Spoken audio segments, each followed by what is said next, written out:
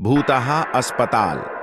आज जो मैं आपको किस्सा बताने जा रहा हूं वो हमारे कस्बे के भूतहा अस्पताल का है। सारे कस्बे के लोग इस अस्पताल को भूतहा अस्पताल कहते हैं। इस अस्पताल का असली नाम विक्टोरिया अस्पताल है। इस अस्पताल को आज से करीबन 100 साल पहले अंग्रेजों ने बनवाया था। उस अस्पताल के सामने एक कब्रिस्तान है। मेरे दादाजी ने मुझे बताया था कि आज से 60 साल पहले इस अस्पताल में ऑपरेशन के दौरान एक लड़की की मौत हो गई थी। तब से उस लड़की की आत्मा उस अस्पताल में भटकती है। रात ढलते ही कोई भी इंसान उस रास्ते से नहीं गुजरता है, क्योंकि उस लड़की की आत्मा राहगीरों को परेशान करती है। हालांकि मैं दादाजी की बताई पुरानी भूतहा कहानियों में ज्यादा विश्वास नहीं करता था। एक रात मैं अपने दो दोस्तों अंकित और राजू के साथ रात को बाइक पर घूम रहा था। तभी मेरे एक दोस्त ने मुझसे विक्टोरिया अस्पताल वाले रास्ते से चलने को कहा। हम में से कोई भी ज्यादा भूत प्रेतों पर विश्वास नहीं करते थे और हमने उस रास्ते से जाने का पक्का किया। उस समय रात के 10 बज चुके थे। हम तीनों ने यह बात अपने परिवार वालों को नहीं बताने का वादा किया और उस रास्ते पर निकल पड़े। जैसे ही हम उस रास्ते से निकले, रास्ते पर रेत होने की वजह से हमारी बाइक फिसल गई और हम तीनों धड़ाम से बाइक से दूर गिर गए। गनीमत थी कि हम लोगों को कोई चोट नहीं आई थी। बाइक चला रहे मेरे दोस्त अंकित ने बोला कि उसका बैलेंस तो बराबर था, फिर ये बाइक कैसे फिसल गई। हालांकि वो थोड़ा डर गया था तो मेरे दूसरे मित्र राजू ने बाइक चलाने को कहा। अब राजू बाइक चला रहा था।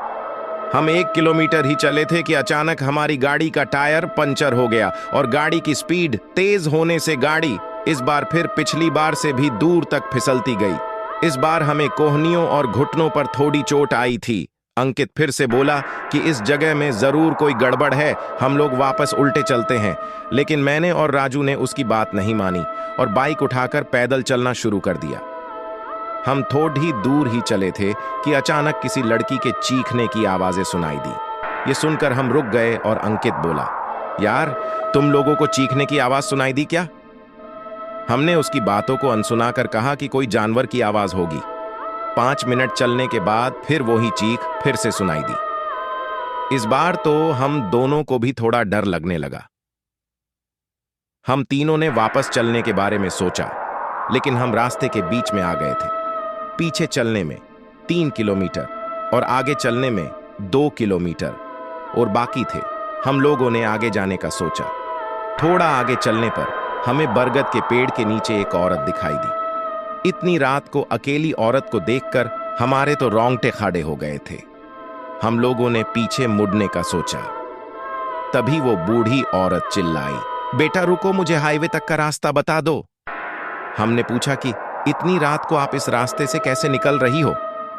तो उस बुढ़िया ने कहा कि मैं पड़ोस के गांव की रहने वाली और मेरे पास पैसे नहीं हैं, इसलिए मैं पैदल ही निकल पड़ी। हाईवे के उस पार मेरा गांव है। हमने उस बुढ़िया की बात का विश्वास कर लिया और आगे निकल पड़े।